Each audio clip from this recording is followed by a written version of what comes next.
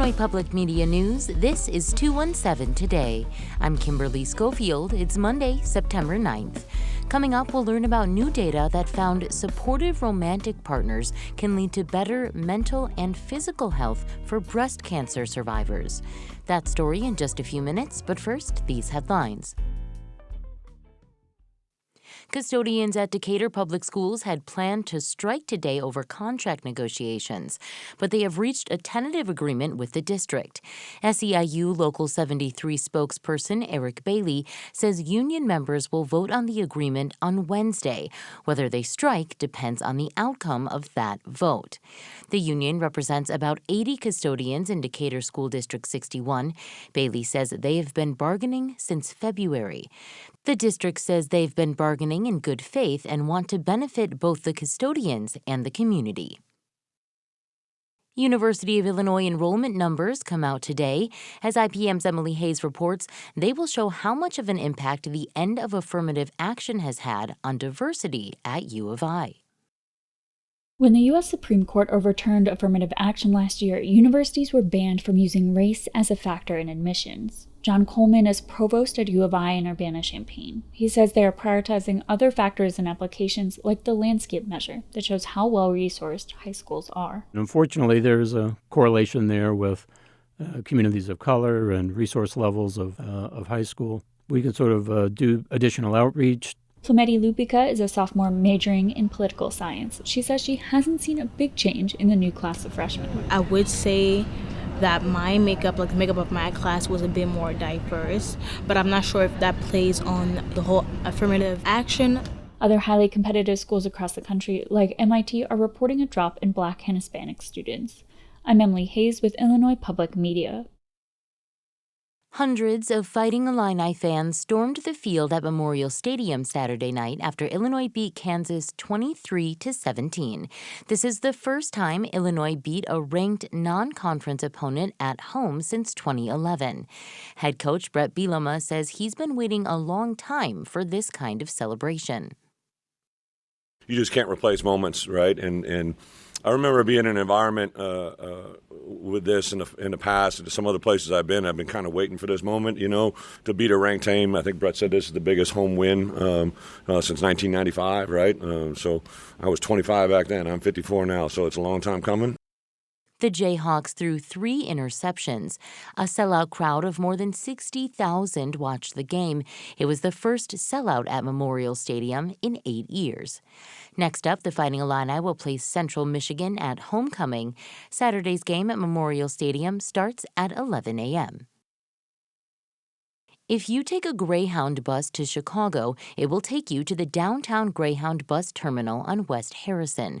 But now, the bus station is in danger of closing, with no plans in place for a replacement. A group of Democratic state lawmakers is calling on Chicago Mayor Brandon Johnson to keep the terminal open. Mawa Iqbal reports. In a letter to Johnson, the group says the closure could cut off abortion access to patients traveling from other states. There are 2 abortion providers within 2 miles of the downtown station. State Representative Kelly Cassidy says for many out-of-state patients, the Greyhound is the most affordable travel option. It will be devastating for folks who have already really been through it by the time they've gotten here, right? And so the idea that, we'll just let them get out on the sidewalk at Union Station, there won't be anything chaotic or terrifying about that. Greyhound Station lease ends next month. I'm Mawa Iqbal. Still to come, we'll learn about new data that found supportive romantic partners can lead to better mental and physical health for breast cancer survivors. That story is coming up next on 217 Today, but first, meteorologist Andrew Pritchard with your forecast for today. I'm meteorologist Andrew Pritchard with your IPM News forecast for Champaign-Urbana. For today, look for mostly sunny skies with a high of 78 degrees and a west wind 5 miles per hour. Tonight, clear skies with a low of 51 degrees and a south wind 5 miles per hour. Tomorrow, sunny with a high of 82 degrees and a south wind 5 miles per hour. Tomorrow night, clear skies with a low of 54 degrees, a southeast wind 5 miles per hour. And for Wednesday, sunny with a high of 87 degrees and a southeast wind 5 miles per hour. Next time on The 21st Show, recent years have revealed a deep vein of American skepticism with our medical establishment. But this is not a new phenomenon.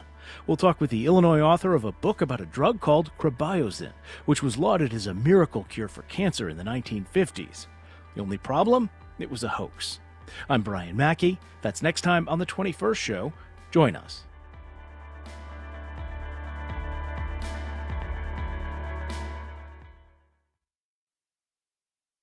You're listening to 217 Today. I'm Kimberly Schofield. Having a romantic partner can be similar to having a best friend, someone to hold your hand through scary situations and make you laugh to ease tension. And that's especially important for breast cancer survivors. Side Effects Public Media's Elizabeth Gabriel reports on new data analysis, which found that a supportive romantic partner can lead to better mental and physical health for breast cancer survivors. Donna Wilson was diagnosed with invasive ductal carcinoma 2 years ago. It's a common type of breast cancer. Now, she's cancer-free. And Wilson credits her recovery to God, her doctors, and her partner. Well, it was very tough for me, of course, because, I've never been through anything like that. Fortunately, I do have a strong village and had Greg there with me. She's talking about Greg Fletcher, her partner. They've been together for 11 years. One of the ways the couple spends quality time together is by watching television shows and movies. Whatever movie we're watching, she'll be asleep within probably the half. If I'm watching something she's not interested in, she pretends to be interested in, she'll be asleep within a half hour. I'll be asleep, but I'll wake up, every so often and say, okay, what happened? Sorry, yeah. They say the time spent together nurtured their relationship and helped Wilson in her cancer recovery. A new data analysis of nearly 400 people shows that breast cancer survivors who don't have a satisfactory relationship are more likely to have poorer mental and physical health. Dr. Eric Bashan at Indiana University is the study's lead author. There was worse depression in those individuals who had worse satisfaction between the survivor and their partner, and then fatigue. They also had issues with poor overall quality of sleep. There are roughly 4 million women in the U.S. who have a history with invasive breast cancer, and research shows a third of them experience mental or emotional distress. And women of color, especially Black women, are more likely to experience these symptoms. Bashan says his study is unique because most breast cancer studies don't include partners. But he says their perspective is important because the stress of supporting a breast cancer survivor can take a toll on a partner. That can look like a lot of different things. Fletcher says as his other half was going through chemo, he was also starting to feel some of the same side effects. One afternoon I just had this chlorotic smell, couldn't get away from it. And then, there was times I just felt tired. I didn't know why I was feeling tired. And so she said it's a possibility of side effects. That, coupled with potential issues with intimacy and sexual functioning, can change a survivor's dynamic with their partner, says Becky Nappy. She's an independent licensed social worker in Ohio. People can experience caregiver burnout because of the, some of the changes in the roles and the routines, some of the caregiving responsibilities, on top of managing things that you're already managing, like work and keeping up with that. There can also be dealing with some of the financial stressors.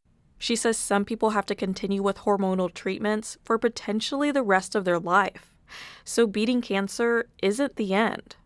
And oftentimes that's when you've got family and friends saying, you're a survivor, you made it through treatment, but you're still dealing with the emotional effects. On the flip side of that, the experience of breast cancer can be a catalyst for some people to reflect on all aspects of their life and relationship dynamics. Alex Murray is a psychologist with the Cleveland Clinic's Breast Center. She says that could bring about positive change and hope. I think that being able to kind of reflect on the cancer experience as one that could absolutely be traumatic, but can also lead to post-traumatic growth. It's been about 5 months since Donna Wilson's last hormone therapy, and she says things are still going strong with her partner. The couple have put in the work to make sure they have a happy relationship, partially so she can stay in good health. I would have made it through it, but, I think that him being here made the world a difference. Medical professionals recommend survivors and their partners engage in strong communication, set boundaries, and be compassionate with themselves and their partner. Elizabeth Gabriel, Side Effects Public Media. Side Effects is a health reporting collaboration of NPR member stations across the Midwest. That's it for today. 217 Today is produced by Stephanie Mosqueda. Reporting today contributed by Emily Hayes, Reginald Hardwick, Mawa Iqbal, and Elizabeth Gabriel. Music by the Kilbourne Alley Blues Band. Reginald Hardwick is our news director. I'm Kimberly Schofield. 217 Today is a production of Illinois Public Media. Thanks for listening, stay safe, and we'll talk to you again tomorrow.